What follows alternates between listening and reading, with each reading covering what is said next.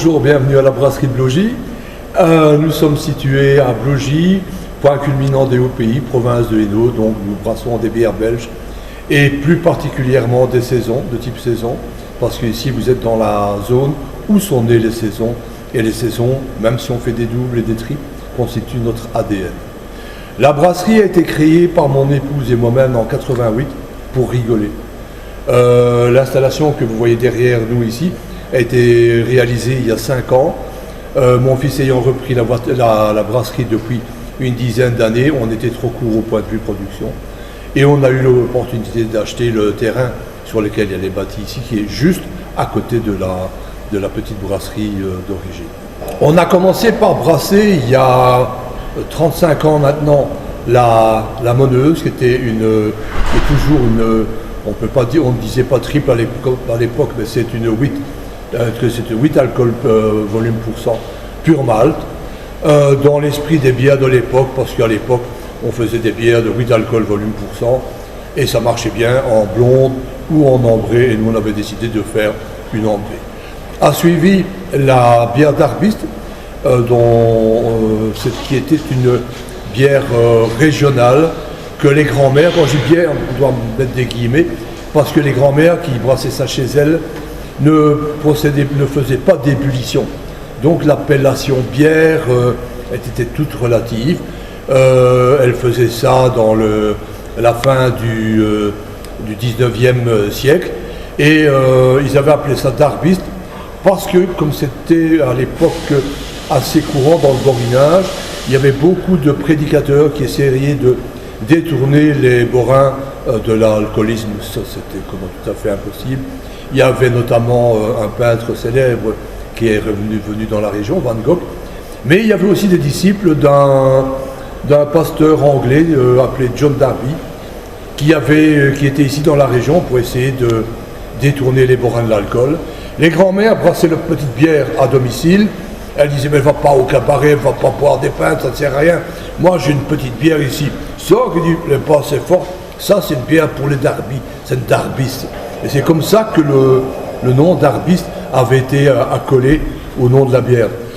On nous a demandé, il y a, je crois qu'il y a 32 ans, de faire de la Darby. J'ai dit attention, il y a 2 problèmes pour moi. Les grands-mères travaillaient avec des figues séchées. Sur les figues séchées, il y a toujours une petite poudre blanche. On ne sait pas ce que c'est. Il n'y a personne qui peut me dire ce que c'est. Donc moi, je ne travaillerai pas avec des figues séchées. On a cherché un petit peu pour trouver du jus de figue dans tout le bassin méditerranéen. Et pour finir, on en a trouvé au Bel. Donc on a fait cette bière avec du jus de figue, pour ne pas employer des figues séchées. Et l'autre petit problème, c'est que le jus de figue est un petit peu foncé. Alors, au lieu d'avoir une bière très claire, on a eu une bière un petit peu dorée. Mais, et on l'a montée à 5,8 d'alcool volume %, pour qu'elle soit juste en dessous d'une saison, mais au-dessus d'une pils.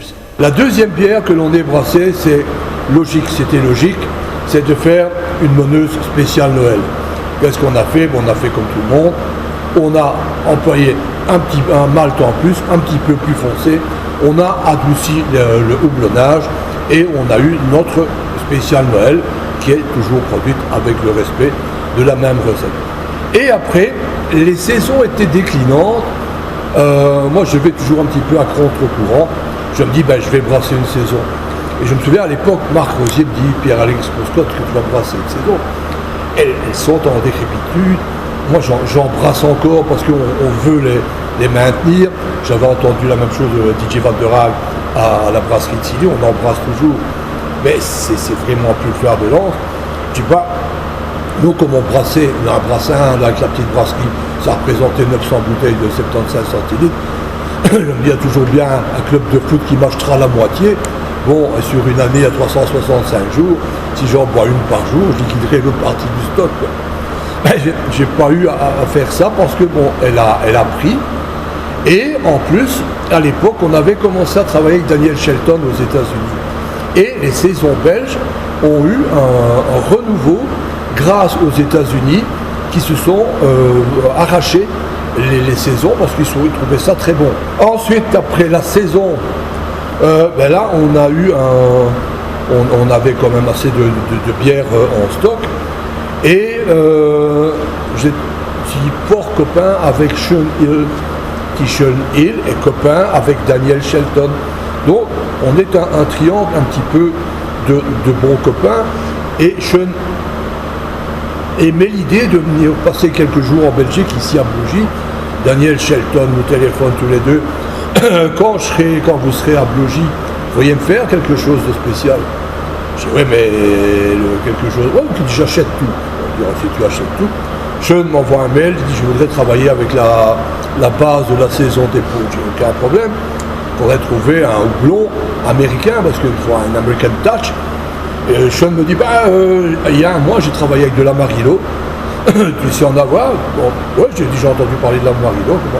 Très très très fruité avec une amertume d'agrumes et tout, oui, qui dit exact. Oui, c'est pas un problème. Je regarde sur mon listing de producteurs, il y en a Yakimachi était représenté en Belgique, pas de problème pour en avoir. Le gros problème qu'on a eu la veille de brasser, c'était combien de blonds on allait mettre à l'hectolitre. Ah là, on a eu une méchante discussion. Lui, il voulait, pourtant c'est pas du tout son style, il voulait faire une petite IPA belge. Moi, j'ai dit, écoute, on ne dépassera pas l'amertume de l'Orval parce qu'on est en Belgique. Bon, on a discuté un petit peu pour le principe, et puis c'est ce qu'on a fait. La bière est partie aux États-Unis, après aussi encore une grosse partie de rigolade, parce que Daniel Shelton me dit, quand est-ce que tu expédies la bière? Daniel, je vais mettre une étiquette. Il dit, oui, étiquette, et je ne mets pas comme nom. Ah oui, merde, il faut un nom. Alors il réfléchit très vite, il me dit, Blougy Sean Hill Connection. Je dis, écoute, si tu mets Connection sur une bière qui part aux États-Unis, tu sais qu'il y a toujours un film, les Français, les Américains ne font pas très bien la différence entre la Belgique et la France. French Connection, ah ouais, tu crois. Et il se met à chercher, il ne trouve pas. Je dis, bon, la bière, il faut quand même qu'elle parte. Je dis, écoute, j'ai une solution. En Belgique, une bière, c'est une femme. On habite près de Mons, une femme de Mons, c'est une montoise. Ouais, qui dit, et alors? Et une femme du Vermont, c'est une vermontoise. On va l'appeler la vermontoise. Il dit, amazing, si c'est amazing pour toi, c'est amazing pour moi. Hop, on a étiqueté, c'est parti, ça devait être un one-shot. On avait gardé quelques petites bouteilles parce que la TV locale, TLMP, je ne sais pas d'où l'information avait fuité. Il y a un Américain qui vient brasser à Blougy, bon, on a fait tout un reportage, et qui demande, t'as gardé de la vermontoise dans la bière américaine? Je dis oui. Ah ben c'est bon, il faut en refaire, donc on en a refait. Daniel Shelton a reçu ses palettes 15 jours après. Tu peux en refaire. Voilà, et ce qui était one shot est devenu une machine à répétition, quoi. Et là, on est resté tranquille pendant pas mal de temps, sauf alors est arrivé le Covid. Et là, on a eu le temps. Moi, j'avais, parce que Sean avait fait un stout que je trouvais très bien, avec de la vanille. Je dis, ben, moi, dans ma région, les gens aiment bien le café. On va en faire un avec le café, surtout que le café, il ne faut presque pas en mettre dans le stout, parce qu'il booste le goût des maltes qui sont déjà torréfiés. Et ça donne un effet très bien. Bon, j'ai cherché un petit peu. On a fait 2 petits essais sur la petite brasserie, qui est toujours de temps en temps pour donner un coup de main quand on doit faire des tests. Et on a eu le stout. Et beaucoup disaient les stouts, c'est fini. Non, il y a 5 ans, les stouts c'était fini. Et maintenant, les stouts repartent tout doucement. C'est pas le chiffre de la bière la plus vendue par la brasserie de Blougy, mais elle se vend. En même temps, Kevin avait voulait tout faire une blonde triple, et on voulait l'appeler la blonde de Blougy. Et là, on a cherché un petit peu, on est allé un petit peu sur les territoires des bières tchèques au point de vue mélange de malt, et on a fait un houblonnage belgo-allemand. Donc on a piqué des idées chez le Pilsen et on a piqué des idées au Pilsner, donc, et au lager allemand. Donc on a fait une sorte de double, enfin elle est presque triple, on est classé dans les triples, c'est pas une triple pile, c'est pas une triple blonde, parce que dans l'esprit triple blonde, c'était toujours la brasserie Labor qui faisait une bière de table. C'est une triple, et on s'est cassé la tête pour savoir comment on allait définir l'amertume de la triple. Et le seul mot qui revenait dans des gens qui goûtaient, c'est qu'elle était élégante. Donc dans notre petit machin, on lui a décrit comme une bière triple à l'amertume élégante. Quand on a démarré la brasserie qui est derrière moi ici, il y a le gros élément bleu qui est là dans le fond, c'est un filtre Murat. Le filtre Murat, pourquoi d'abord un filtre Murat? Parce qu'on habite à 20 km de Murat. Donc c'est une usine locale qui fait des filtres. Et le filtre, pour résumer son usage, dans une brasserie, quand on n'a pas un filtre Murat, on se sert d'une cuve filtre qui a un énorme filtre à café avec un fond filtrant. Et le process de la bière, le début, on fait du café turc, on mélange le grain moulu avec de l'eau chaude et c'est le premier chose qu'on fait, c'est filtrer ce jus. Et le filtre Murat fait exactement la même chose, mais plus vite et avec un meilleur rendement. C'est-à-dire qu'il donne 15% de sucre extrait en plus. Donc lorsqu'on a fait notre premier brassin ici, on avait, avec l'ingénieur qui avait conçu la brasserie, il me dit Michel, tu as décompté le 15% de malt. Oui, mais Kevin me dit non, il l'a décompté. Mais je crois qu'il avait eu un petit problème, peut-être dans la règle de 3, ou alors on avait un malt trop riche, mais ça, normalement, non, nous on vérifie sa teneur en sucre. Et ce qui s'est passé, au lieu de faire une monneuse, parce on va dire, tiens, comme premier, on va faire une monneuse, parce qu'on avait essayé d'éviter les possibilités de changement de goût entre la petite unité et l'unité qui était un petit peu plus importante. Et on va faire les deux bières pour pouvoir comparer. Et on s'est rendu compte qu'au lieu d'avoir 8 alcool volume %, on avait fait brasser une monneuse à 10 alcool volume %. C'était pas un problème, c'était les 30e anniversaire de la brasserie. Donc on a dit c'est la bière du 30e, c'est 3 fois 10, on a l'appelé la triple X. En disant ben, on va vendre le brassin et puis c'est tout. Eh ben non, rebelote comme avec la vermontoise. Voilà, ce qui fait que maintenant, après 35 ans de travail en brasserie ici à Blaugy, on a 8 bières différentes. Il y en a qui me disent, ouais, mais c'est pas beaucoup. Je sais bien, mais nous, à Blaugy, avant de faire quelque chose, il y a beaucoup de réflexion et on y va. Parce qu'il y en a qui me disent, ouais, mais il y a des brasseries, elles ont 2 ans, elles ont déjà fait 20 bières. Et nous, on travaille dans le calme et la tradition. Vous n'aurez jamais ici des sour ni des IPA. On est des conservateurs. On refait des bières belges comme les anciennes bières belges qui ont abreuvé des générations et des générations de Belges.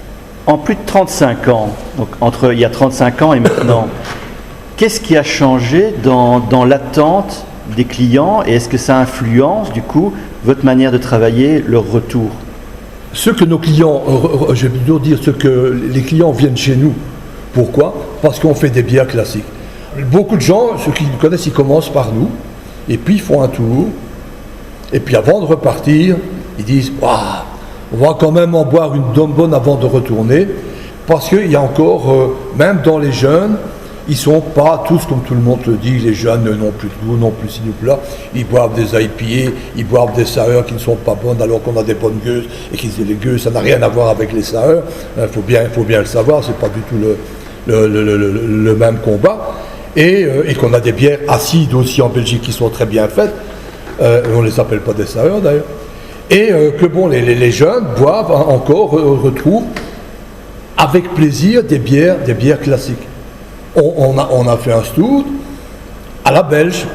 Moi, je n'ai pas mis de flocons d'avoine dedans, parce qu'on met des flocons d'avoine dans le stout pour le rendre un peu stoum, quoi, un peu lourd. Mais si en plus vous le mettez à 9 alcool volume %. C'est un repas complet. Ah ouais, mais bon, un repas complet, mais qui doit passer dans l'estomac, et le transit est quelquefois un peu long et un peu pesant, surtout si vous en buvez 3. Bon, ici, vous allez en boire 3, bon, il ne faut pas conduire après, ça c'est certain, déjà après une. Mais après, il y en a qui sont attaques pour une quatrième. Je dis là, bah, attendez, parce que vous avez seulement eu l'effet de la première et demie, donc une et demie qui va arriver. Donc attendez avant d'en prendre une quatrième. 29 and I find myself wondering what did happen to the last 10. I ran away with my life, fast forward, never turn back again. It's kind of funny that the more we pass time, the more we need to set them rewind. And 19 was the year I had to leave you, but now I'm seeing all the signs. Is this really